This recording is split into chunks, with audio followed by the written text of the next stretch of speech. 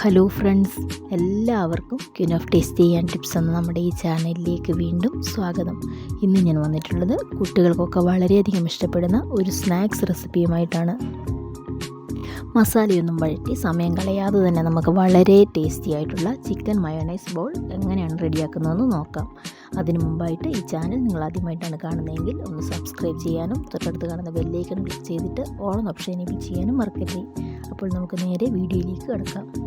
ഇതിനായിട്ട് നമുക്ക് ആദ്യം തന്നെ വേണ്ടത് ചിക്കനാണ്. ഞാനിവിടെ എല്ലില്ലാത്ത ഒരു 200 ഗ്രാം ചിക്കനാണ് എടുത്തിട്ടുള്ളത്.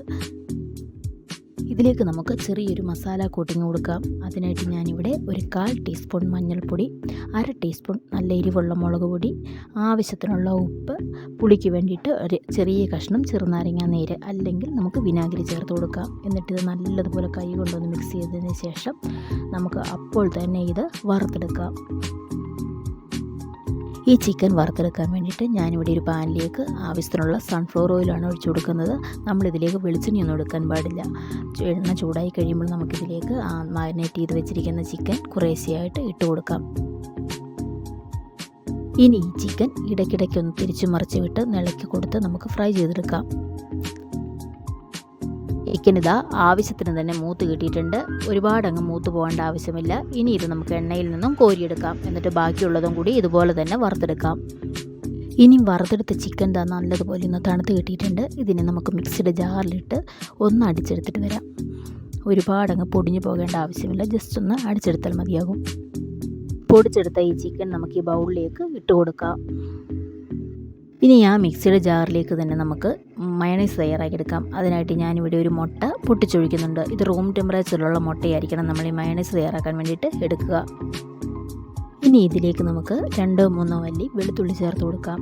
അതിൻ്റെ കൂടെ തന്നെ ആവശ്യത്തിനുള്ള ഉപ്പും കൂടി ഇതിലേക്ക് ഇട്ട് കൊടുക്കാം. ഇതിലേക്ക് നമുക്ക് അരമുറി നാരങ്ങയുടെ നീരും കൂടി ചേർത്ത് കൊടുത്തിട്ട് ഇതെല്ലാം കൂടി ഒന്ന് അടിച്ചെടുത്തിട്ട് വരാം. അടിച്ചെടുത്ത ഈ ഒരു മുട്ടയുടെ കൂട്ടിലേക്ക് നമുക്ക് കുറേശ്ശെയായിട്ട് ഇനി സൺഫ്ലവർ ഓയിൽ ഒഴിച്ച് കൊടുക്കണം. എന്നിട്ട് നല്ലതുപോലെ ഒന്ന് ടൈറ്റ് ആകുന്നത് വരെ കുറേശ്ശെ ഓയിലൊഴിച്ച് നമുക്ക് അടിച്ചെടുക്കാം. അടിച്ചെടുത്ത ഈ ഒരു മയോണൈസ് നമുക്ക് ഈ ചിക്കൻ പൊടിച്ചതിലേക്ക് ചേർത്ത് കൊടുക്കാം. ഇതിലേക്ക് ഇനി നമുക്ക് ഒരു സവാള ഇതുപോലെ ചെറുതായി അരിഞ്ഞതും കൂടെ ചേർത്ത് കൊടുക്കാം. അതിനോടൊപ്പം തന്നെ ഒരു ചെറിയ കഷ്ണം ക്യാരറ്റ് ഇതുപോലെ ഗ്രേറ്റ് ചെയ്തെടുത്തതും, ഒരു 2 പച്ചമുളക് പൊടിയായി അരിഞ്ഞതും, കുറച്ച് മല്ലിയില ഇതുപോലെ ചെറുതായിട്ട് അരിഞ്ഞതും കൂടി ചേർത്ത് നമുക്ക് ഇതെല്ലാം ഒരു സ്പൂൺ ഉപയോഗിച്ച് നല്ലതുപോലെ ഒന്ന് മിക്സ് ചെയ്തെടുക്കാം. ഇതെല്ലാം കൂടി നല്ലതുപോലെ തന്നെ മിക്സ് ചെയ്തെടുത്തിട്ടുണ്ട്. ഇനി നമുക്കിതിലേക്ക് ആവശ്യത്തിനുള്ള ബ്രെഡ് ഇട്ട് കൊടുക്കാം. ബ്രെഡ് കുറേശ്ശെയായിട്ട് അടർത്തി ഇട്ട് കൊടുത്ത് നമുക്കിത് കൈകൊണ്ട് നല്ലതുപോലെ ഒന്ന് കുഴച്ച് ഇത് നല്ലൊരു ബോൾ രൂപത്തിലാക്കിയെടുക്കണം. അപ്പോൾ ആ ഒരു കണക്കിന് നമുക്കിതിലേക്ക് ആവശ്യത്തിനുള്ള ബ്രെഡ് പൊടിച്ചിട്ട് കൊടുക്കാം. ഈ ഒരു ബാറ്ററി ഞാനിവിടെ നല്ലതുപോലെ മിക്സ് ചെയ്തെടുത്തിട്ടുണ്ട്. നമ്മളിതിലേക്ക് 6 പീസ് ബ്രെഡാണ് ചേർത്ത് കൊടുത്തിട്ടുള്ളത്. ഇനി ഇതെല്ലാം കുറേശ്ശെയായിട്ട് എടുത്ത് നമുക്ക് ചെറിയ ചെറിയ ഉരുളകളാക്കി ഇതെല്ലാം ഉരുട്ടിയെടുക്കാം. ഒരുപാട് വലിപ്പത്തിലല്ലാതെ തന്നെ ഒരു ചെറിയ വലിപ്പത്തിലുള്ള ഉരുളകളാക്കി ഈ മാവെല്ലാം തന്നെ ഞാനിവിടെ ഉരുട്ടിയെടുത്തിട്ടുണ്ട്. ഇനി ഇത് ബ്രെഡ് ക്രംസിലൊന്ന് മുക്കിയെടുക്കണം. അതിനായിട്ട് ഞാനിവിടെ ഒരു 3 ബ്രെഡ് മിക്സിയുടെ ജാറിലിട്ടൊന്ന് ജസ്റ്റ് ഒന്ന് പൊടിച്ചെടുത്തിട്ടുണ്ട്. ഇനി ഇതിലേക്ക് നമുക്ക് ഓരോ ഉരുളകളും ഇട്ട് നല്ലതുപോലെ ഒന്ന് കോട്ട് ചെയ്തെടുക്കാം. അങ്ങനെ ബോൾസ് എല്ലാം തന്നെ ഞാൻ ഇവിടെ നല്ലതുപോലെ തന്നെ ബ്രെഡ് ക്രംസിൽ റോൾ ചെയ്തെടുത്തിട്ടുണ്ട്. ഇനി നമുക്ക് ഇതൊന്ന് വറുത്തെടുക്കണം. അതിനായിട്ട് മുമ്പ് ചിക്കൻ വറുത്ത അതേ എണ്ണയിലേക്ക് തന്നെ കുറച്ച് സൺഫ്ലവർ ഓയിലും കൂടി ഞാൻ ഒഴിച്ചു കൊടുക്കുന്നുണ്ട്. എണ്ണ നന്നായിട്ട് ചൂടായി വരുമ്പോൾ നമുക്കിതിലേക്ക് ഓരോ ബോളുകളിട്ട് ഒന്ന് ഫ്രൈ ചെയ്തെടുക്കാം.